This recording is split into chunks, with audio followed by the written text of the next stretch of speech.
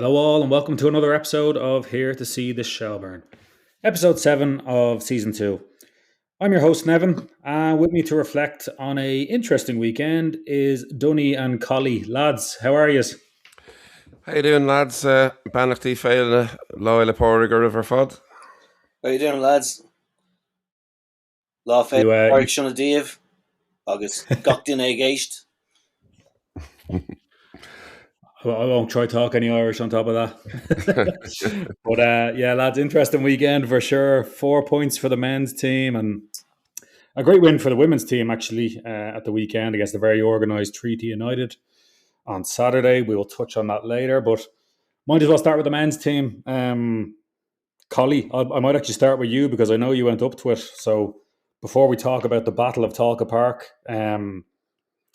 yeah, you might give us your thoughts on, you made it up to Derry. What did you think of the game? Absolutely great win. I don't know if it was our best performance, but a great win. I did make it up. I wasn't going, and my dad texted me that morning and said, "Are you going up to Derry on your own? Like Liam isn't going with you or whatever." And I said, "I'm thinking of driving up." And he goes, "Buy me a ticket. I'm coming with you." So myself and my dad went up, and it was an enjoyable journey. The match itself, it left me. I'm finding it hard to now separate Friday's match from yesterday's match. That's what I'm finding it hard to do. I went down to the parade today. Had a lovely day. We were coming back up via the local. My partner Aoife wanted to have a drink with one of the neighbours, so we went in, and I had 2 Guinness 0-0, and it satisfied me, but at the same time, it just didn't have whatever it is a pint has, you know what I mean? And I feel after the weekend of Shells, other than the women's team, a little bit like that. I feel a little bit, it's just not the same, or not there. It's just not there. And I thought, although it was a great result up in Derry, I feel we weren't firing on all cylinders. I know an awful lot of people thought the performance was very good, but I just didn't think the performance was quite there. I thought we lacked something.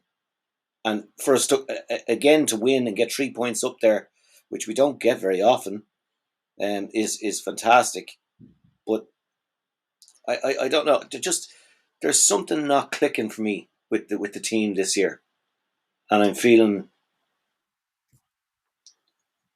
I don't know, slightly unsatisfied. And I'm finding like, I thought Jack Henry Francis was brilliant, really good, scored the goal to get us going. But then he did lose the ball for us to concede that fabulous strike down the other end very quickly after. And I feel that just epitomises our season, where we're never quite clicking into gear. And then just again, Sam Bone injured, and you're like, oh, we're getting no luck either. You know what I mean? And then I was like, feck it, we've conceded again here. And we haven't even had a chance to be in to take the game to Derry, and we're 1-1. And then we get a clean sheet on Monday night, and you should be over the moon. And I just didn't feel that hit the spot either. You know, we've been crying out on this show for a clean sheet. We get it, and it just left me feeling like I'd had 2 Guinness 0-0s. I know you asked me about Derry, but I had to. I can't take the 2 games separate, and yet it was a great result, you know, and it should be over the moon. That's always the way with the Friday Monday though. It's usually the Monday one that leaves you, obviously, with the more recent memories, and therefore that tends to colour things. But I felt actually it was a little different this time around for me, Nev, because I thought just having the buttressing of the 3 points from the Friday made the stakes And obviously the stakes in the derby are against Bows are always high, just in and of themselves. But I thought overall, the sort of grander scheme of things, I didn't feel like things were as heightened maybe as they would have been had we lost or even maybe drawn up in Derry. So I think plundering 3 points by any means up there. For me, if my take on Derry is largely vibes based, and it's kind of like much like any time you go up there, really, if you come away with a win by hook or by crook, I'd look at that very favourably. I don't think anybody enjoys the trip. I don't think anyone enjoys that pitch. Sam Bowen's hamstring certainly didn't seem to enjoy it, but plus they change on that front, I suppose. But I think that I've written down here just as part of the notes that we are showing grit. What we may be lacking in what Collie is touching on there is, certainly clicking as a unit. I don't think there's much argument that you could say against that, because it's not. We're not putting back to front movements together like Rovers did against us, say, for their opening goal in the 2-2 draw. It's either been Harry Wood doing brilliant things, or on Friday it was Jack Henry Francis doing brilliant things, and our second goal was a bit of a comedy. But the grit and the sort of digging in and the stick-at-itness from players like Sean Gannon, from Zeno, who, that's how you pronounce it. Liam Ward corrected me on that one, so it's not Zeno, it's Zeno. We might just call him Rossi from now on, because Zeno doesn't sound as cool as Zeno to my ear, so I might just refer to him as Rossi from that point on. But yeah, I mean, if you're going to be dumb, you got to be tough, right? That's that old song, and we're kind of dumb for injuries at the moment, and I like what I'm seeing, just with the sort of ability to hang in there and prosper in adversity. So I'm sort of I guess my glass of Guinness 0.0s is half full rather than half empty this evening. Fair enough. That's lovely. I would say, there was one incident in Derry that really drove me nuts. We had a free kick in the first half, just outside the box, and we tried to do something clever, and it's obviously a rehearsed piece, and it just didn't come off. And I was like, Jesus Christ, just test the keeper and have a shot and goal.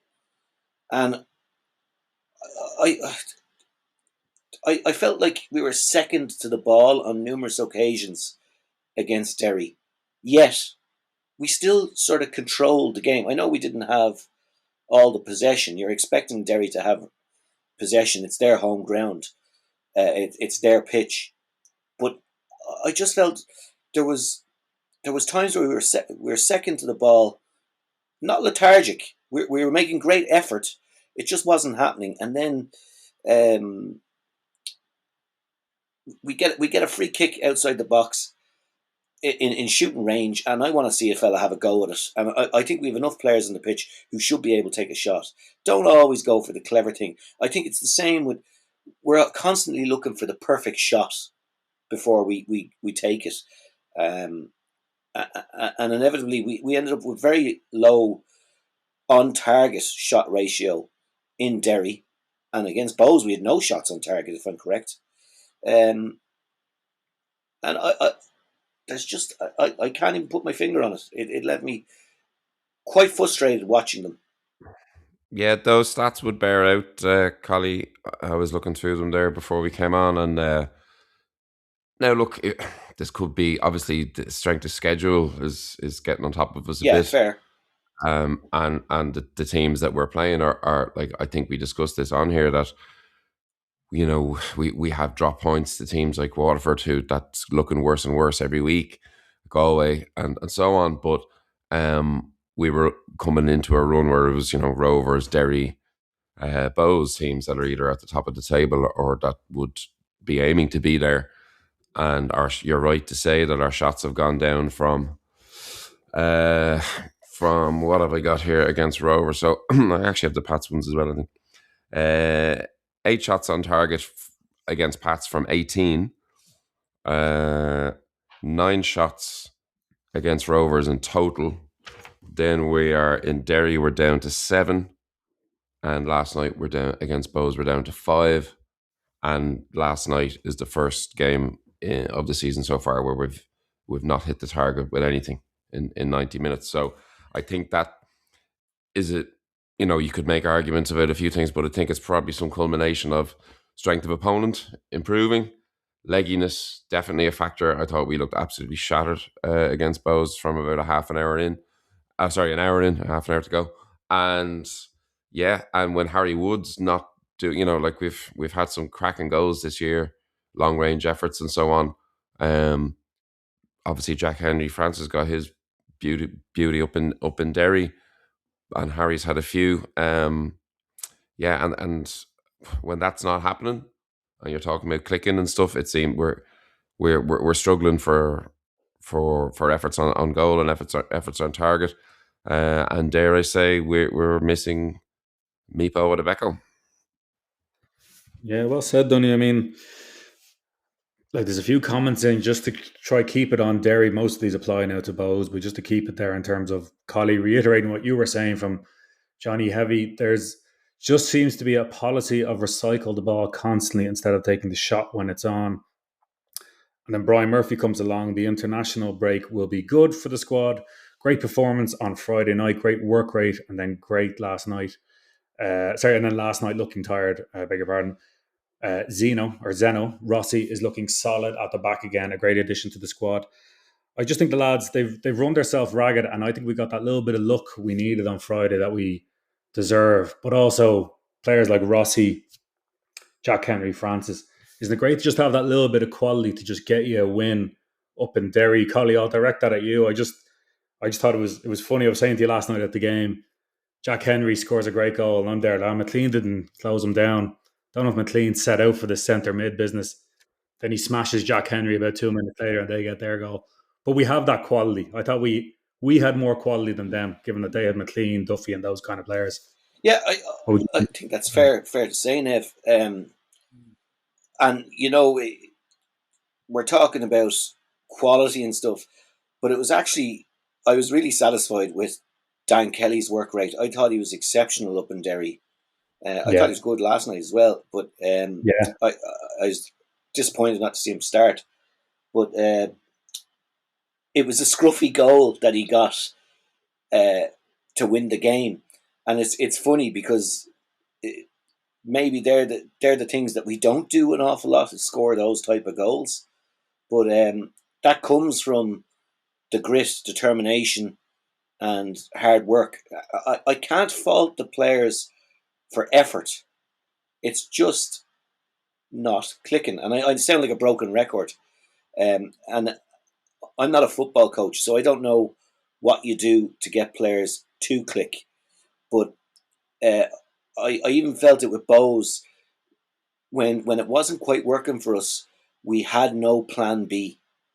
And I think that was suggested as well by someone speaking in the mailbag. When it's not working, it seems to be just change the forwards up, and I know there's more to it than that. There is other substitutions happened up in Derry, some of them forced upon us, but like I just felt we were a little bit rudderless in both games. Do you think, I'll read Liam Byrne Sr.'s comment, we need a striker. No disrespect to Bodie, who's been a great servant, but he needs someone with him. I was watching it last night. We might as well, we're slowly moving on to Bows, but in both games, or in all the games, I've always wanted Harry Wood down the middle, and it just didn't quite work with Boydie last night. Collie, Dunny, I beg your pardon, I'll direct that to you. I don't know, would you have liked to see John Martin, more of him involved last night? I felt by the time he came on, he was just chasing scraps, Yeah. Look, I think if we're going to see the best of Sean Boyd ever appear again, he probably does need a partner in crime, a foil for him up top to work with.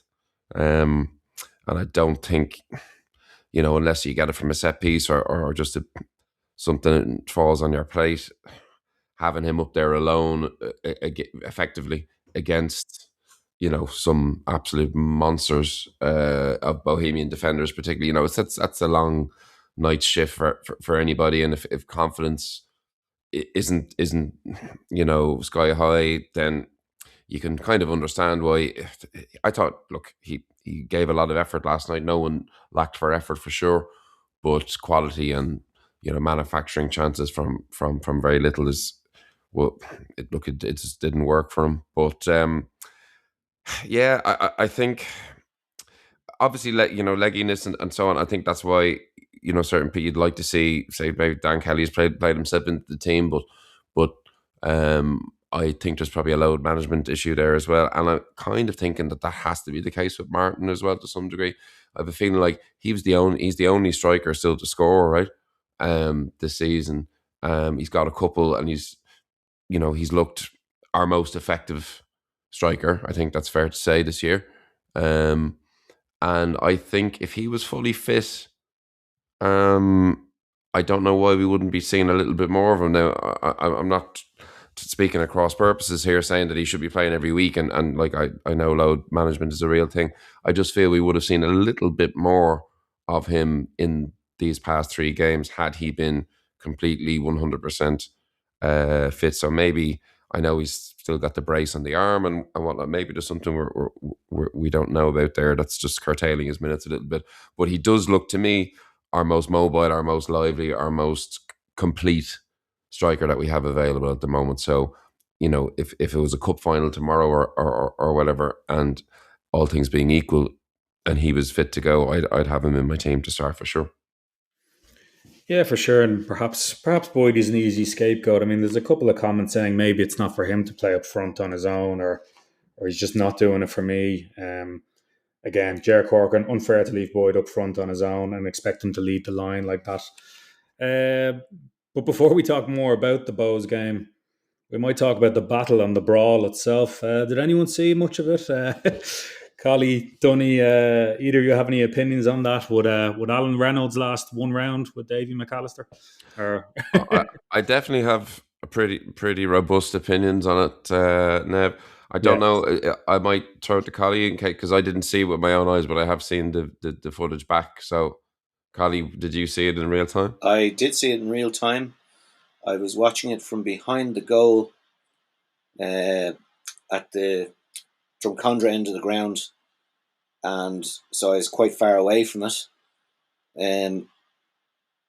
But I was shocked to see either playing staff on both sides,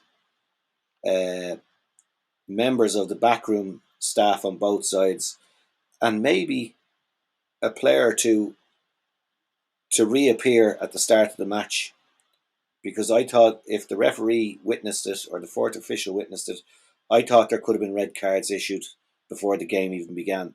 And I think there probably should have been, because there was definitely a punch or two thrown and landed.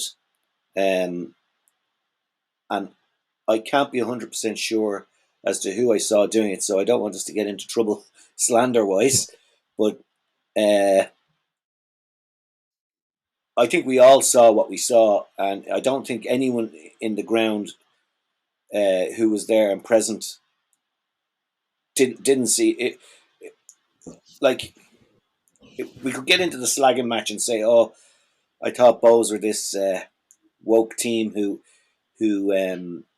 wouldn't get into this, and they're meant to be the moral high ground." But that was the most unsporting thing to do, was to go through a team's warm up like that to applaud. They could have gone round the side. Could have been avoided, and it was a real piece of shithousery on our turf. It reminded me of something like Martin Johnson would do on the England team in rugby from times gone by. And I think it was met by the Shells players in a fashion that, although it was unsightly for everyone to see in the ground, it had to be done. You can't back down to that sort of thing. And but I do think that when the players came out and they're all shaking hands to begin the match, then it detracted from the game slightly. It made the game. I just wish they had kept it all for on the pitch when we're watching the 90 minutes of football, because at times I felt that the game itself lacked something from a Dublin derby. It was very higgledy-piggledy at times. There was a lot of long balls to nowhere by both teams, and I think when players get too roiled up before the game, they lose control, and then the quality for the spectator goes right down, and that's I think we all lost out by that incident at the start.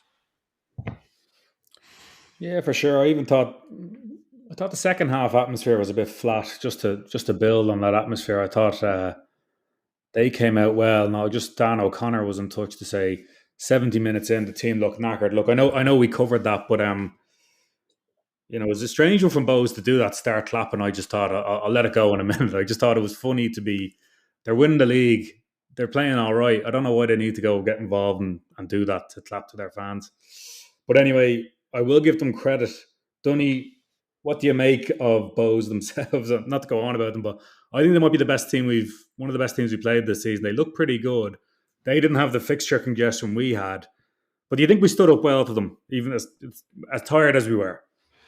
Yeah, absolutely. I think it goes back that word grit that I used earlier. I think encapsulates it pretty well. Just I can't let it pass without me having my 2 cents on Mr. Reynolds. I'm afraid. Please. It's a known thing. Joey O'Brien alluded to it in some circles. It's not my story to tell, so I won't tell it. But that Alan Reynolds came to Tolka Park in the past and put his hands on a senior member of our staff before the game previously.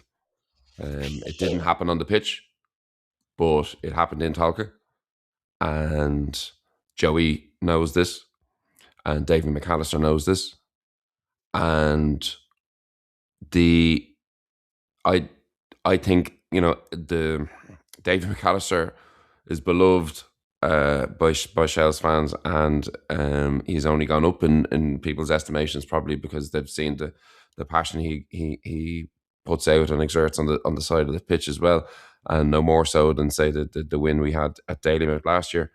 But I think what Alan Reynolds did behind closed doors in Tolka a couple of years ago hasn't left players' minds, staff's minds, and the fact that he instigated it. He told his team to go down and do what they did.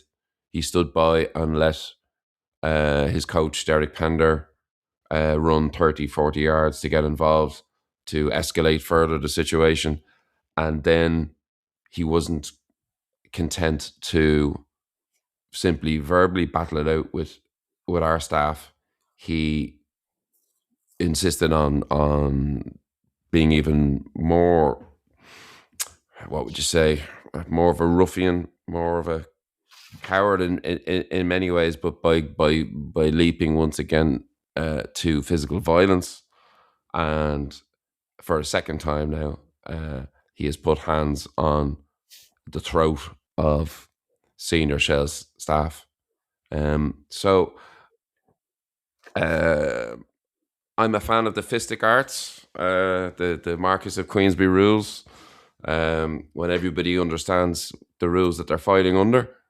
But I think it's fair game that if you put your hands around the throat or grab the neck of any person, man, woman, or beast, I think whatever comes back your way, you've brought completely on yourself. So the video I've seen was Alan Reynolds instigating physical assault on one of our staff members, and one of our staff members lamping him to the jaw. Now, he claims he was not lamped to the jaw. I have a quote from him here. There wasn't anything from Dave McAllister continued Reynolds, playing down his own spot. There were two fellas probably protecting their own and fighting for their own. You can take that with a pinch of salt, I think. But there wasn't anyone who got a slap. Now, unless this is a deep fake from AI that was sprung up overnight by Shells fans, I definitely saw Alan Reynolds take more than a slap to the face. But he's obviously, that mightn't bolster his hard man image that he tries to carry around the league. I actually thought that was just handbag. Sorry, he says, to me that's just passion. I actually thought that it needed it because it needed to liven up the place. I thought it was a bit flat, and the last three words are brilliant. So that helped. So, so thanks, Alan, for livening up the place a bit, because apparently he had a positive contribution to the evening. Now, he's a former player of ours. He's a former coach, of course, at the club who's got promotion, and normally that would garner some sort of respect around the place and around the league and so on. But I have to say, just my own personal relationships and whatever with people who work or are involved in clubs up and down the country, I have not found one person more universally despised than Alan Reynolds. People don't like working with him, don't like working under him. People find him to be an odious character, and I think he has done nothing to prove otherwise. So that's enough on Reynolds, and hopefully there's some further karma in his future for him. But look, the attendance was another full house, 5,650 in the gates. The place was, even, I know it's a bank holiday Monday, but the place for a Monday particularly was on wheels. That's 5,650 sellouts back to back at Tolka, which is fantastic considering that was our biggest. That's our biggest home numbers since way back when. And with the Drumcondra end imminent to be reopened, I think we can look at that as a positive. And as I said, just to bring it back to the matters on the field, it was largely a game to forget. My wife told me it was an absolutely turgid game to watch on the television.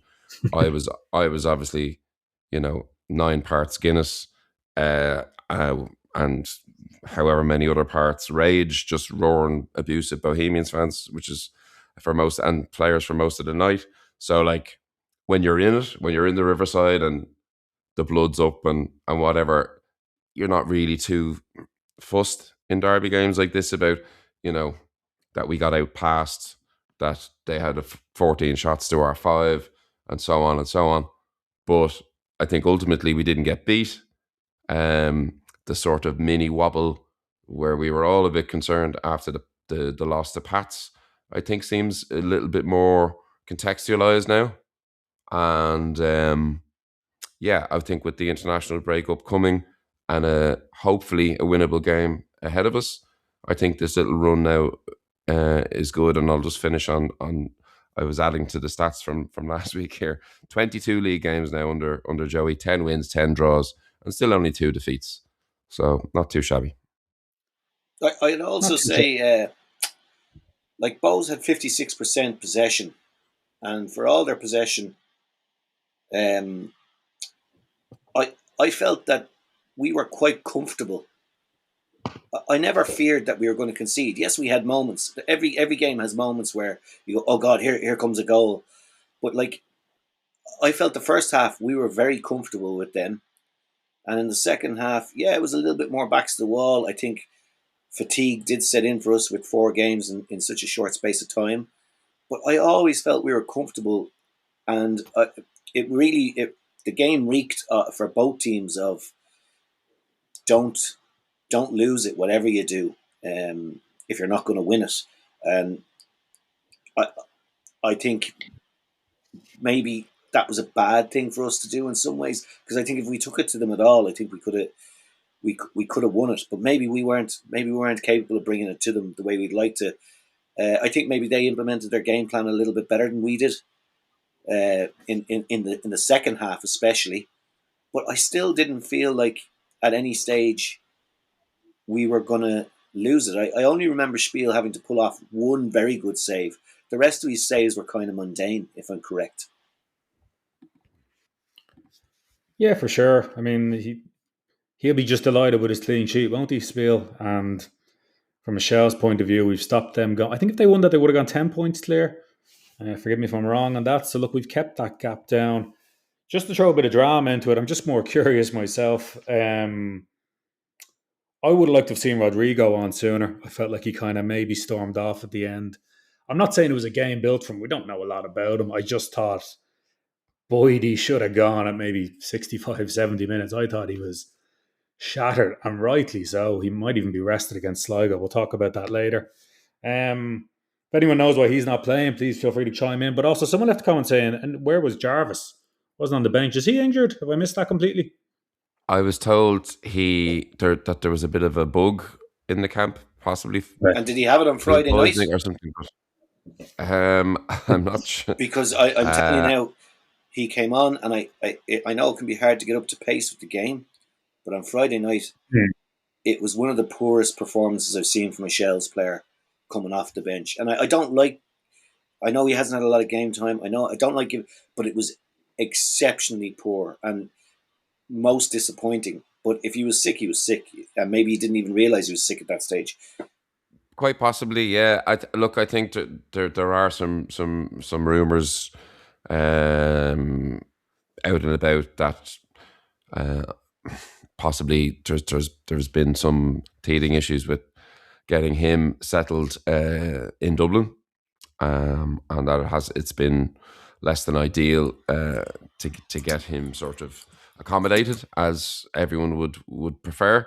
I'm not saying, and maybe when you couple that with him being more of a known quantity now, of course, and also the fact that he just hadn't played a lot of football prior to coming to us. I think it's, he was sick the other night, that's why he wasn't there. But beyond that, I think we're just going to have to give it time, no more so than we gave to, in Harry Wood's case previously. But I think the thing with Jarvis as well is, like, we have to remember he did get better and better while he was with us. I think that's fair to say. But his laconic style and his, everything from the gait that he runs with to just his overall game, his, not having a defensive bone in his body really, meant that in games where he would do meaningful things, he would often spend time not doing anything at all or nothing of much importance, even when he was winning things for us. So I think that's the term luxury player has been used, and I think to some degree it's pretty accurate for William Jarvis. Look, he's arrived, he's on a long-term deal. We were absolutely ecstatic to get him. Let's not forget that. There's a reason behind it.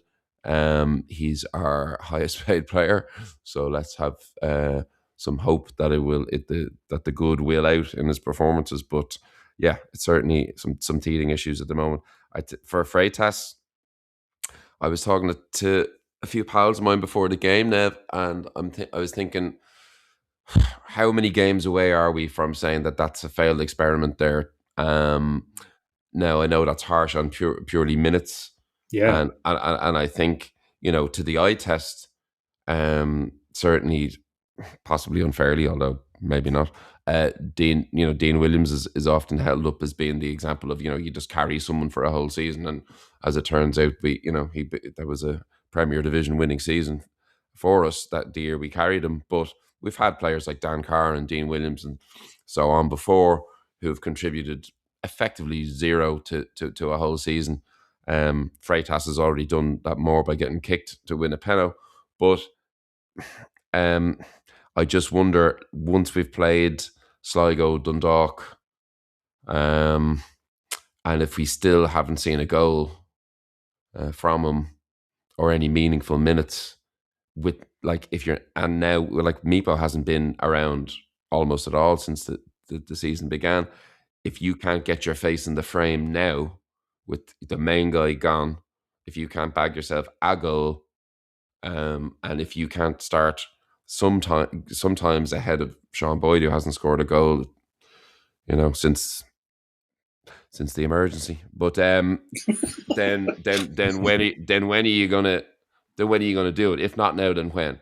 So Yeah. like, I love the romance of it. I'd be the first to declare him our Iberian prince, but I'm sort of steeling myself for maybe that this could be just one of those ones that just doesn't work out. I hope he proves me wrong. I still give it a few games, I would say, and certainly more minutes I would like to see. But then if the minutes sort of dry up, then are you at the stage then where you're like, well, there's got to be a reason he's not getting those minutes. Yeah, you'd like to see him get those minutes maybe on Saturday, or even work off Boyd, I just thought they were trying to form something there with Freitas, and I don't know, he's not getting the minutes, like you say. We'll do our weekly Meepo segment. There's nothing further on Meepo anyway. Still injured, still gone for a while, is he? To my knowledge, yeah, I had been told that his hamstring injury was probably one of the least severe. But I mean, again, largely getting the mushroom treatment from the club on injuries. Don't know. We haven't been told, even officially, I think, that they are hamstring injuries. That just players are either available or not available, and then we certainly haven't been told how long to expect it. But if you'd like a vibe check, my vibes are telling me I think we could see him after the international break. Okay, well, fingers crossed, because there was a comment there. I'm looking for it now and I can't see it. Maybe to do with a bit more striking power. But look, it's a point against Bows. 4 points on a Monday, Friday, or Friday, Monday, whatever you want to call it. It's not a bad weekend for Certainly the not. Reds. And look, we move on. We've got Sligo this weekend, and we'll touch on that in a bit. Before we do, we might just talk about the women's team on Saturday. Dunny, I'll stay with you because I was there myself, about 500 or so in attendance. That was a good performance. I thought that Treaty team were physical enough and way more organised than I thought they'd be. I know we said they finished 8th last season. I thought with all the new signings we'd not boss them around. That's a bit that's cruel on them. It was just more they had physicality of pushing the likes of D'Amico off the ball and stuff like that. But ultimately, our class kind of came through. Even the saves from Maya Sanchez must be great for the girls having a keeper like that, kind of like the way you've Spiel. She's going to make those saves. But the highlight of it, I suppose, was Kelly's goal, absolute screamer. I don't know, Terry Dunny, were you there yourself? Did you catch much of it? Yep, I was there. So that means without us, Nev, there would have been only 501 in attendance. 503 is That's what it was. a healthy attendance for opening day, I would say. The place felt buzzing. There was a nice feeling about the place. It was busy. The shops were busy. Kristen was waiting on people coming through the gates. Yeah, I'm not sure if you spotted it, but there's this new sort of, what would you say, promotion, I suppose, but opportunity for younger fans. It's a really good idea. I think it's not a humble brag. I don't think it was my idea, but it did come up at the meeting I was at a little while back about how to improve attendances and so on at the women's game. And it's effective for people who hadn't seen it. It's a card with 12 spaces for circular stickers, and every home game there will be a sticker of a different Shells player at the turnstiles or just inside the gate. And it's for 18s and under. I dare say there'd be a few over 18s who might also say it's for younger fans and keep it for themselves. But Pearl was the sticker, fittingly enough, for opening day. And then so you can collect the stickers. You don't have to go to every single game, but there will be a new one at each match. So there's a collectability to it. And when you get 6, you can redeem a free pin badge at the club shop. And if you go on to fill the card and get 12, you can redeem in the shop your choice of a hat, scarf, or a cap, which I think is a really good idea. There's no truth to the rumor that my sticker is available. As I see, our producer Yes. is asking here. No, perhaps in time, in some sort of legends compendium. But so that was cool. Just like little bells and whistles like that around the event. I thought were good. Obviously, it was live on TV. Um, there was some new stuff in the club shop as well, and yeah, look, it was a competitive game. It wouldn't have been a dull game on the telly for sure. I agree with you on the assessment of Treaty. I thought they brought it. They had. I know we hit the sort of angle of post and crossbar with an effort from player of the match Becky Watkins before we eventually broke the deadlock. But I thought, yeah, without Maya Sanchez in goal, we could have been, facing a bit of an uphill task. She saved brilliantly on more than a couple of occasions. Treaty were happy to, if we stood off them from distance, Treaty were happy to let them fly, and she was certainly the busier of the two keepers in the early going. I think maybe just a little bit of class in some areas probably were the difference overall. We sat in. So overall, look, opening day, I think Davey O'Connor told me that this was the first home match of first opening day win that we've had in 4 seasons. So look, good to get that sort of sorted and out of the way. Other teams who we'd expect to be up the top end of the table with us, like Athlone and Peas and Bows, all drop points later in the day. So no harm there that we're already have a bit of a head start. Just a good positive opening weekend. But let's say if Treaty were to finish 7th or 8th again, who knows what this 2-0 win will look like ultimately in time. I don't know where are they going to be a better outfit this year? Are Treaty going to be able to mix it with the likes of, are they going to finish ahead of Peas and maybe a Dublin club? And not DLR, because they'll definitely finish ahead of them. But, one of the more established Dublin clubs. I still think we've got problems, to be honest. And I think primarily it's going to be in front of goal.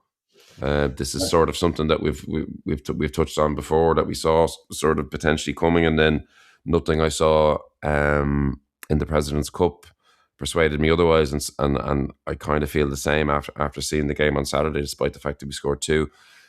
As we've litigated, obviously we've lost a lot of goals out of the team. Emily Craft is still missing, so she'll be back. Any word on her, Dunny? Sorry, is there any word on? An injury of some kind. Again, okay. You don't get much, Nev. When the big signing. I was curious. I know. Well, this is it. You know what I mean? Like, she's got really good. She's got as good a pedigree as anyone we'd have in the team, effectively at the moment. And I thought that she was the one who was signed to sort of address the goal deficit, and she's been completely unavailable so far. So look, I'd love to know what the injury is, or when her plan to be back is, or what the crack is. But again, much like the men, you don't really get any info. So we've lost tons of goals. We've lost the guts of 40 goals between Kate Mooney, who's obviously still around but injured, and Mackenzie Anthony. So Bree Severns is who we've got up top. To anyone who didn't see, it's kind of a Sean Boyd-esque kind of role, target player. I thought she was much improved, to be frank, on Saturday than I'd seen her in the President's Cup, where she didn't get much of the ball at all, and couldn't do much with what she did get.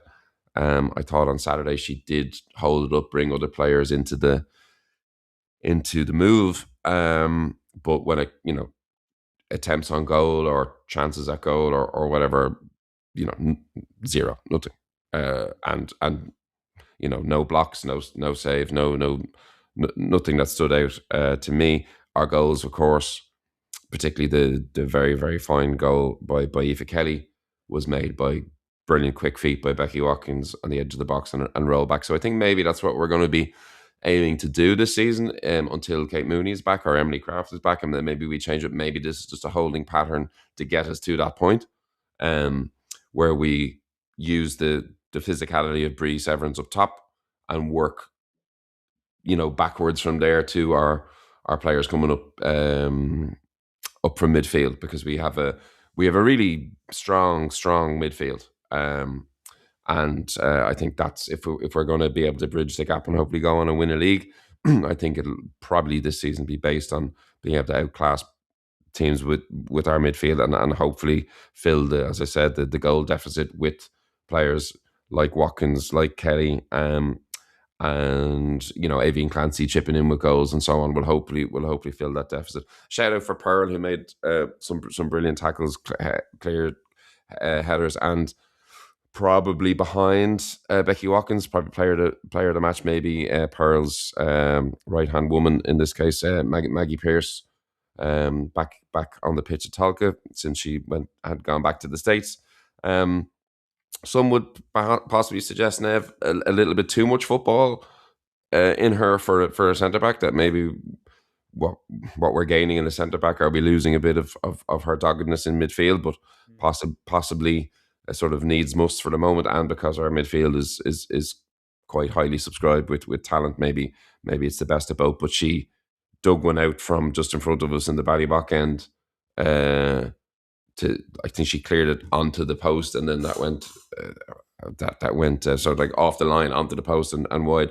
Unbelievable clearance to keep us ahead in the game, and she was fantastic all day along with Pearl by her side.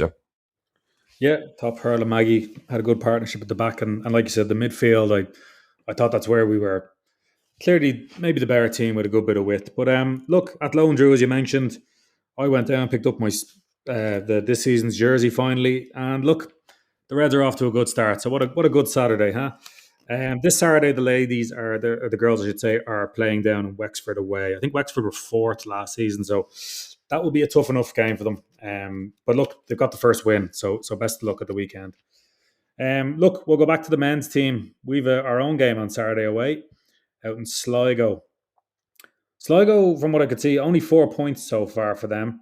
I think other than the 4-0 battering they got from Bows, they don't seem to be getting too hammered in most games. It's always a tough place to go. Collie, I think I've met you down there before, and I think I met your father down there as well. Yeah, you ended up talking about golf in the middle of the match. Me? Yeah.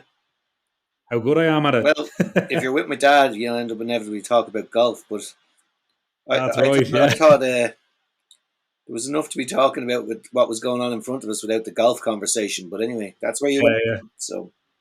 And that would be the end of the golf chat on this pod, I swear. And at any future Shells games. But our away form is actually going pretty good. I think we've 7 points from 3 games. Collie, I'll stay with you. What are you expecting from Saturday? I think I won't go on about Freitas or whatever, but I would like to see someone like him maybe get some minutes. If we're giving these minutes to all these players, is there anyone else you'd like to see or anything you expect from the team? I want John Martin to start because he loves scoring against Sligo, for starters. That's true. That's often. But I think, I'd give Freitas a start, see if he can do something. I want Lundgren to start. I thought he was very impressive in both games. I question as to whether he's quite up to speed with the physicality of the league at times. And I think maybe Freitas is suffering from maybe the same thing. So those two playing against a Sligo team who I think we should be beating and letting them have a full 90 minutes and a good go at it, I think that could help those two players along. So I'd be going with them. And then Gannon has been excellent in both games this weekend, just gone. I want to see him play again if he's able. But my worry would be that 3 games in a row, it's a lot, you know. I don't. He looks extremely fit. He always does. He obviously takes care of himself immensely. But it's a big ask that we keep asking Sean Gannon, who wasn't as frequent in the team at the end of last season as he seems to be at the start of this season. I know we've injuries. Stuff like that worries me for how we go. Henry Francis has to start in the midfield again. Who partners him? JJ was, I thought, quite good Yeah. when he came on against Bows, and he he has always done well in Sligo as well. So I think Sligo is a place we've gone and been quite successful lately. So I really would be putting this down as a 3-pointer. It has to be. I'd be hoping for a clean sheet and hopefully a good few goals. Having said that, anytime we say anything like that, it ends up being a 1-0 loss or a 1-0 win. And we grind it out. So I've put the jinx on it now, I think, have I? I think you might have, yeah. But it's interesting you say that about JJ, because Keith Byrne did get in touch to say without JJ, we don't have anyone showing to move the ball around. So a lot of the time we went long. That's in reference to the Bows game. I love when he comes on. I love that we have that depth that he's coming on, but maybe it's time for him to starting, even if the Sligo pitch isn't in great nick. I know I saw a headline somewhere from John Russell giving out about the Sligo pitch, but maybe we can play well there. Dunny, do you foresee many changes, or we just carry on with running Harry Wood into the ground and let the international break give everyone the rest they need? Yeah, that's the that's the crux of the whole question, really, isn't it? That's how many changes can you get away with? Almost, it's nice to give people the idea of blooding players more, giving them more minutes. Resting players who need it, certainly prioritize that. Um, but how much of that can you do without weakening, demonstrably weakening your team? And Colley's not asking for much there. Clean sheet, a bag of goals, and an away win. Like, Standard. yeah, maybe, you know, can you get that if you start with trade tests and so on? I don't know. I'm thinking, like, Sean Gannon, I couldn't agree more. Has been, I think we spoke about it here recently, that following the Pats game, maybe that we could do it with some leaders, putting their hand up and guiding us through this difficult period, and I think Sean has answered that call absolutely fantastically himself. Cam, to be fair, in beside him as well, has shown exceptional durability, sustainability, and thankfully Rossi coming in alongside them there has been good from the jump. So for me, and seeing Norris back as well, the defenders, in the absence of all of the injuries and so on, the guys who are still there are keeping us on track, and God bless them for it. They've been really, really exceptional. So I wonder, do you tinker with that then? There's an argument about the young right back Roach, who I saw walking into the ground on Saturday with Evan Caffrey. He's, he was kind of parachuted in. Was in some high profile games and then hasn't been seen, I think, since Pat. So you could argue maybe, an out of sorts and low on confidence Sligo, could you rest Gannon and put Roach in? But then you're back to sort of this balancing act of how much can you rotate without lessening the final product, I think the pitch is worth mentioning, like you did, Nev, because I know Stephen Bradley was giving out yards about it. They won 2-0 there. I watched a bit of that game. It was chosen for telly, and they struggled to break Sligo down. Like, they went in 2-0 up, having scored. I think both goals came. One was in the injury time at the end of the first period, and one was after the 40th minute. So they were very much in the game, and then by halftime out of the game in a sort of a spell of a few minutes. And prior to Rovers taking the lead, Pico Lopez was already on a yellow card, and I saw it in the studio at half time. Ian Morris was on it and said Lopez should have been sent off for a second yellow. Should have been a Sligo penalty. No decision was made by the ref. He said it was just coming together. Ian Morris saw it differently, said that he'd been pushed to the ground. No attempt to play the ball by Lopez, and that would have led at 0-0 to Rovers being down a man, their captain, and presumably you would imagine Sligo most likely would have converted from the spot. So then you have a different game then. So I wouldn't be taking them lightly, despite evidence on the table and whatnot. But I think if it's not going to be Martin and Freitas, it's got to be Martin and someone. Lundgren's been playing a lot. I'm hearing from people. I quite like what I've seen from him recently. He is quite predictable. He's on the left when he gets it. He's going to check right. It's a matter of how quickly he's going to check right. But you best believe he will check in on his right. I think Bo's figured that out after not that long the other night. To be honest, I thought he was actually more effective early against Rovers, and a bits in the Pats game maybe, but. Is there an argument for an Ali Coote there or whatever? Look, the bottom line is, even with our injuries, we should be able to put together a solid starting 11. And look, Joey's been making a whole heap of changes anyway. So I think the bench will be used. I just hope it's used not out of any kind of panic or desperate need to get back in the game. So I think if we keep what we've seen now in the last few games with Rossi in the team, with Norris back, we should be able to keep it. That's, I'd agree with Collie there. Let's go for a clean sheet. Once we get that, I think we'll win the game, because I think we will score. And yeah, I'm slightly wary of us taking our eye off the ball a little bit and doing too much tinkering. So I'd just like to see just the right amount of tinkering. We'll sort of see what that might amount to, I suppose, on Saturday. I think with the double weeks, we got a return this week at just over 50% points wise, so we got 4 points. And the week before, I suppose we could say the double week was a failure. If you want to win leagues, you got to be getting more out of the double weeks. And if you're not getting those points up on the board out of the double weeks, then it's games like Sligo where you have to be getting the 3 points. And I worry that in games against Galway and Waterford, we have not done that. We've ended up with the draws.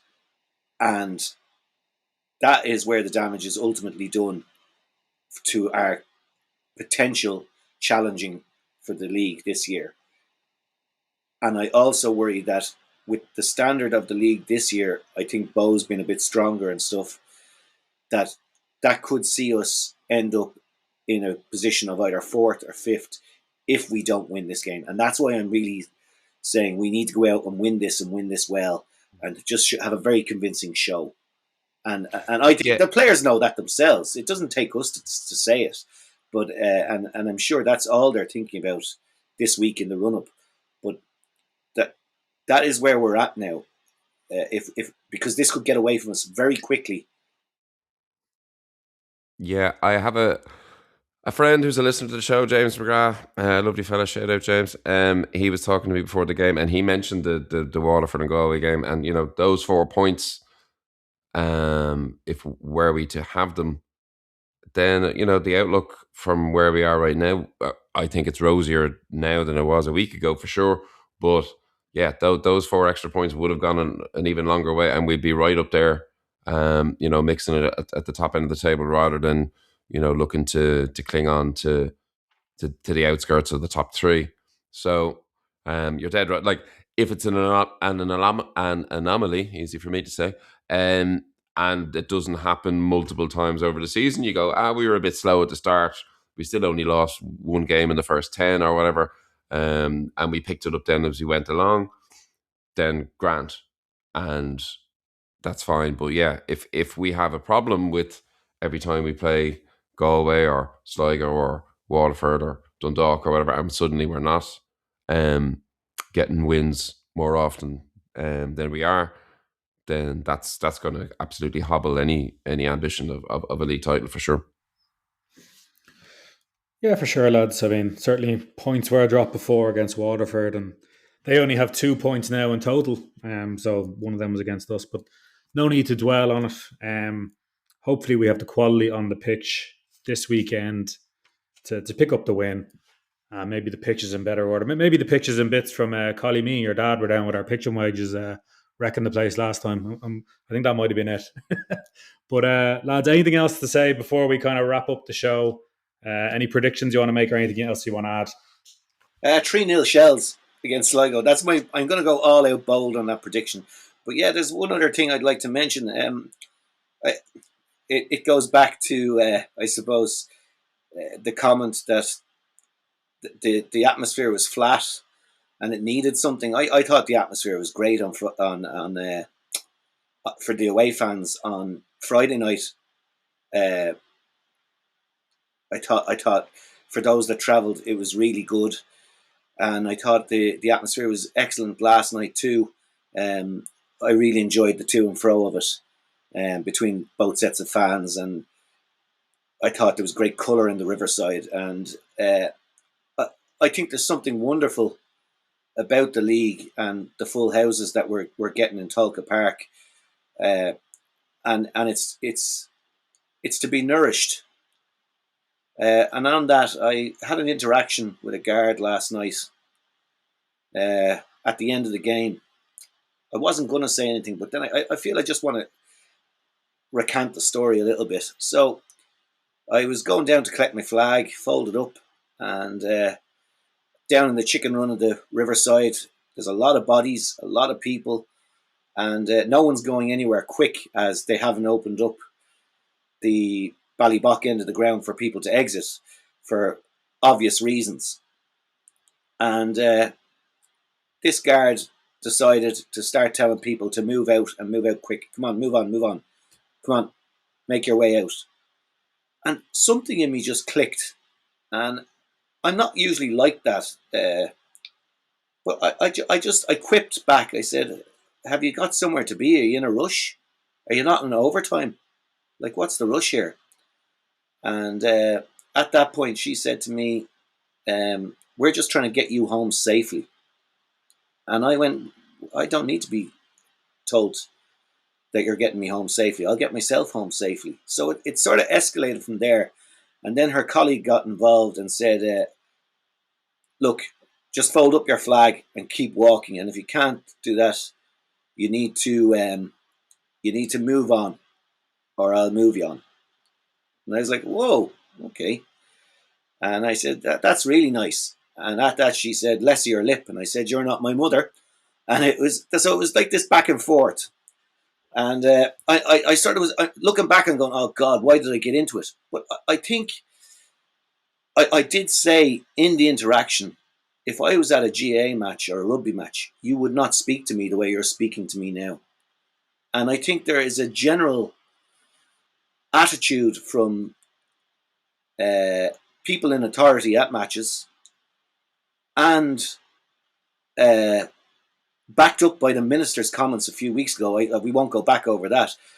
But I think I reacted the way I did because I think maybe the Gardaí felt a little bit emboldened by the minister's comments the week before. And it's not all guards. Most of them are very pleasant. You have good interactions with them. Most of them enjoy watching the matches themselves and enjoy just being there. They're getting paid to watch football. How great is that? But something in me just went, if you bring that attitude to the ground, it's not nurturing or inviting for people to come back. And look, we all know football has its problems, and it's a very passionate atmosphere last night especially. But I think it needs to be nurtured, and there needs to be a bit of understanding that football culture is slightly different to that of a rugby culture or a GA culture. But that doesn't mean people can overstep the mark either. But I'm not asking for allowances when people do step over the mark. But what I'm saying to you is there was something in that made me very unhappy last night leaving the ground. And it's not the first time I've seen interactions like that happen with football fans. And I think it's something that maybe it needs to be addressed at some stage. Maybe not by Shelbourne Football Club, but just the league in general. And I just wanted to say that. I don't know what your thoughts are on it, lads. Maybe it's opening a can of worms we don't really need to go into, and maybe it's my own problem more so than anyone else's. But there just sometimes is something that doesn't sit right with me, you know. I think it's a societal thing. It's and certainly I'd agree in the round. Gardaí and people in authority, from politicians all the way down, see, I think, by and large, football going supporters of this country as second class citizens. I think there's simple things about if Ireland play England in a rugby match. I think you're dead right. The interactions um, between people in authority and those attendees, who it is assumed have paid probably more for their tickets and are probably investment bankers and dentists and the hoi polloi of society, versus if it's Ireland England in a football match, there is crazy levels of I'd say maybe over policing at times, and people coming, police coming on the job with an attitude of having to get sort of roll their sleeves up and get in amongst it, and that they're going to encounter trouble. Yeah, I felt I was on the receiving end of classism last night. And look, if you go around thinking you're a hammer, you're going to see a lot of nails, and that's I think the way that Gardaí approach. Not every guard, but I've had my fair share of interactions with Gardaí over the years, as you can imagine. Even something that springs to mind is the last day we were in the Aviva for an FAI Cup. We had we'd gone through the official channels to speak to the Gardaí about our intent to walk from the church in Irishtown to the match. We had laid out exactly where we were going. We had told them what time we were leaving and so on and so forth. Couldn't have been more transparent. And then 10 minutes before we were due to leave, the head on the day, or the guy who made himself known to me anyway, I don't know why he singled me out, but he singled me out as the sort of spokesperson that he was going to talk to. He didn't ask me if that was okay. It's just, this is what happened. And he said, no, you're not going to go to the right of the church over the bridge. We're going to bring you to the left because we have a route for you. And it's got, we've okayed this, and you're going to be brought safely to the ground. Again, talking about your own safety. And of course, what they did was they walked us right past the Irishtown house, which was full to the brim of Derry fans. And immediately, all hell broke loose. There were bottles and glass flying through the air, and Derry lads running out from the pub, squaring up to Shell's guys in the middle of the street. I found that Garda later on the walk up, and I said, "What the fuck? What do you have to do? Like, what? I told you we were going to go this way." And da da da da. And he said, "Oh, we got bad intel. They had a guard in the Irishtown house who apparently just looked around and saw that the patrons of the Irishtown house were wearing red, and therefore assumed they were Shells fans. Presumably didn't stick his head in the door long enough to hear them speaking in broad northern tones. But it led to multiple flashpoints and incidents that did not need to occur. Again, I think that would not have been the case. They would not have been so didactic, talking down to us, telling us what, that they knew best for us, even though we had gone through the channels and so on. I might just look. It's a bigger debate, but I might just leave it on this, lads, if I may, because Conor Broderick actually got in touch with the show here. He got on to me and he said his only gripe about last night. He agreed that I thought fans on the main, like, as I said, the blood is up and you go ape for the 90 minutes and whatever. But I thought overall, everyone seemed to be well behaved, and nobody was, other than Alan Reynolds, of course. But by and large, everybody was well behaved, and the night went off grand. And the colour was fab, and the place was rocking, and all the rest of it. But Conor said His only gripe was closing the Ballybough home exits for derbies. What's the point in public order units, segregation, fencing, netting, etc., if you're just going to close that exit and make it all the more harder for home patrons to leave the ground in a speedy manner? Like, because you're creating this bottleneck. Why have we gone through the trouble of opening up this this lit passageway out the back, erecting barriers and fences and nets, having dozens and dozens of extra Gardaí on duty to not implement the quickest route out of the ground. I was stopped myself from using the Portaloo down that end where I was watching the match, with about 5 minutes to go, because they'd closed off the toilets apparently around the time that it was about 5 minutes from the end of the game. So again, I'm sure there would be some reasoning given to it, but it does feel like it's one rule for us and a different rule for others. Yeah, well said, lads. Maybe you're right. Maybe there is just something of a hostile atmosphere or a hostile vibe from even outside. I felt when you were leaving, they were kind of, the guards are always blocking the paths. It's like, do you want us to go or not? So it's mixed messaging, but we will leave it at that. Maybe something for our Garda listeners to consider and come back to us. But lads, look, that's about it for this week. Tickets for Sligo go on sale tomorrow at 7, I think it is. Yes. So I'm hoping to go down myself, like I was mentioning. And the women's team are also away on Saturday, I think at 6 p.m.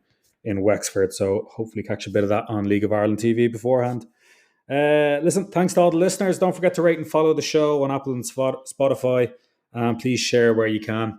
Lads, thanks for coming on. That was a great episode. Up the Reds this weekend. Nice one, guys. Talk to you again. Yeah, well. Cheers, lads. Thank you.